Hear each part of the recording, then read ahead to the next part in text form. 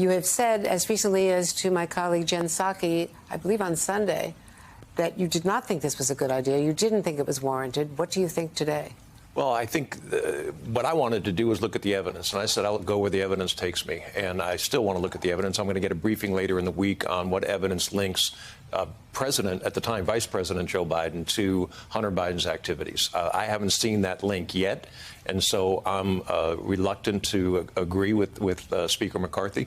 He doesn't need to put this to a vote, even though he said before that he would put this to a vote at the House floor. He doesn't need to. And so my understanding is it's been assigned to the Oversight Committee, and we'll get the facts from the Oversight Committee. Given the fact that there are no appropriations approved, or not all the appropriations, the Senate has acted, the House hasn't, the budget year is running out. There's pressure from a number of Republicans to make deeper cuts than was agreed to in the debt relief plan, the debt ceiling plan, even though that was a bipartisan agreement signed off by both houses. Senator Mitch McConnell has said that those further cuts are not warranted. He doesn't, so the Senate is not going to go along with it. So, you know, the House is now barreling towards a potential shutdown of the government over money. Why start impeachment now? And why not get the government spending crisis resolved first? We should. We should absolutely focus on the government spending. And I think what Kevin McCarthy did in this situation was to take the vote away from the House floor, have the Oversight Committee continue the work that they have been doing for a number of months, and really focus on spending. So I think this move by the Speaker is a move to focus on spending. The truth is, we should have been focused on spending back in June. We should have been passing bills to get the 12 bills passed in time. Is he doing this because he's under pressure from a number of members in his caucus, and he made so many concessions to go through those 15 rounds to get the job, he's trying to keep the gavel? Well, I think President Trump has made it known through his social media account that he wants to see President Biden impeached. I think that has really stirred the base of support in the Republican Party, and I think a lot of members have reacted to that. So I think there is in the Republican base, there is a real desire to see this move forward.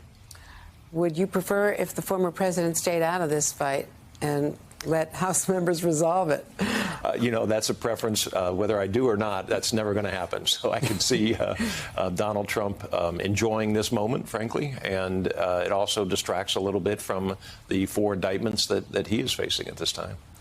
And regarding the spending crisis, do you think that should be a hard line of going to that lower amount of spending rather than what was agreed to between Senator McConnell, House Speaker McCarthy, all of the leaders, Democratic and Republican, and the president, agreed to that as the spending level? They have to worry about what's going on, you know, in the individual appropriations. But is this the time to start renegotiating that? Well, Kevin McCarthy negotiated one deal when he became Speaker, and right, one number when he became Speaker. The members he chose to go to the White House and negotiated a higher number. So now he is trying to balance the interests of the promises that he made to the Freedom Caucus and others with a lower number, and the deal that was cut for the debt ceiling increase. Do you think that the Speaker can keep his job and survive all of the crosswinds here? I think the Speaker probably survives because nobody else wants the job. I don't think it's a very good job in Washington, D.C. You don't want the job right now? No, I certainly don't want the job. You'll never hear Speaker Buck. But I do think that with a 5-vote majority, this Speaker has a particularly difficult job to do to try to balance the interests and move forward. We all hope that there's not a shutdown. We all want to make sure that we get to a number that works. We also don't want to be jammed up against the Christmas deadline with a CR that forces us into a bad situation where if we shut down government, government workers are going into their Christmas break without jobs. And so I think there's a lot of real pressure to try to make it right before the end of September. We all know that with government shutdowns usually hurt Congress, they hurt the president, but in the past they've hurt Congress more than the president. We saw what happened with Bill Clinton and Newt Gingrich. Right.